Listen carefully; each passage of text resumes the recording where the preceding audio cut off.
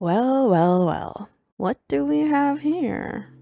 Perhaps you're looking to see if your sexual fantasy is common, or perhaps you're just here for your daily dose of psychology content. No? Yes? Well, either way, welcome. It can be difficult to discuss or even simply contemplate your sexual desires and fantasies. You may feel stressed or anxious, thinking some of your sexual fantasies or thoughts are taboo or unusual. But odds are some of them may be more common than you think. And we're gonna dive deep into the most common sexual fantasies, discussing them, that is, from a psychological standpoint. Why do people have sexual fantasies? What's the reason? You may remember that there's a few reasons if you watched the first part in our most common sexual fantasy series. In part 1, we discussed the results of a survey of over 4,000 Americans in a Psychology Today article by psychologist Justin Lemiller. The most reported reasons for participants in the survey were simply to experience sexual arousal, while 69.8% of Americans reported they had sexual fantasies because they were curious about different sensations and sexual experiences.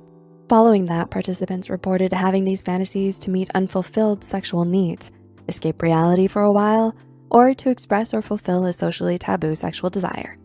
See, lots of people have seemingly taboo sexual fantasies, which is why it's important to discuss this topic. According to an article from Insider, evidence suggests that those who have sexual fantasies experience less anxiety and a greater sense of self-esteem. So what are these seemingly taboo thoughts?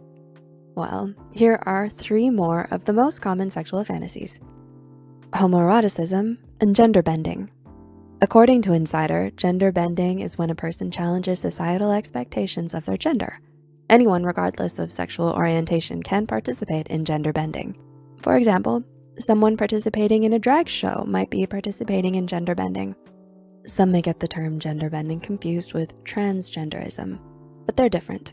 According to Insider, transgenderism is when someone has a gender identity or gender expression that differs from their assigned sex at birth. But what about homoeroticism?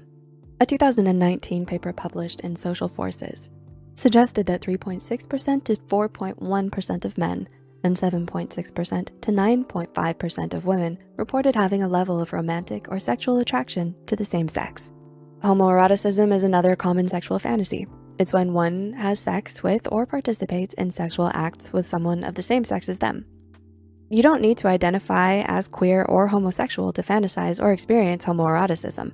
It's quite common for heterosexual people to have this fantasy as well. An article from Insider explains that sexual desire is not an either-or situation, nor does it define your sexual identity. For example, a heterosexual cisgender woman who is in a sexually fulfilling relationship with a cisgender man can still have fantasies about other women. Sex therapist and clinical social worker Deborah Fox believes sexuality is on a bell curve or spectrum. She explains to Insider that people might identify as straight, but they can have a little titillation about, imagining or even engaging in same-sex sexual acts. Fox also adds that some heterosexual people do have sex with the same gender person occasionally. Having that homosexual fantasy, I don't think it necessarily means anything about their identity in and of itself. Romance. Perhaps one's most common sexual fantasy is a romantic evening with their partner. In the Miller's same survey, he found that 87% of gay and bisexual men and women, 88% of straight women, and 91% of straight men fantasize about their current romantic partner. It's common for many people to fantasize about romantic sex. What that means is different for each person. Romantic sex may mean a candlelit, passionate night with your lover or partner, or maybe tantric sex is often the focus of your romantic fantasies. Tantric sex is often a slower sexual experience that focuses on connection and the feeling of the experience overall, not focusing on orgasm as the main goal. Healthline explains that when you practice Tantra, you and your partner learn to be physically aware and spiritually present, feeding each other energy that continues to grow well after you've finished having sex. Healthline also adds that Tantra also allows you both to explore and expand all aspects of your personalities so that you begin to truly know the other person inside and out. Variety and novelty sex. Want a bit of adventure? Some people may want to spice things up in the bedroom or out of it.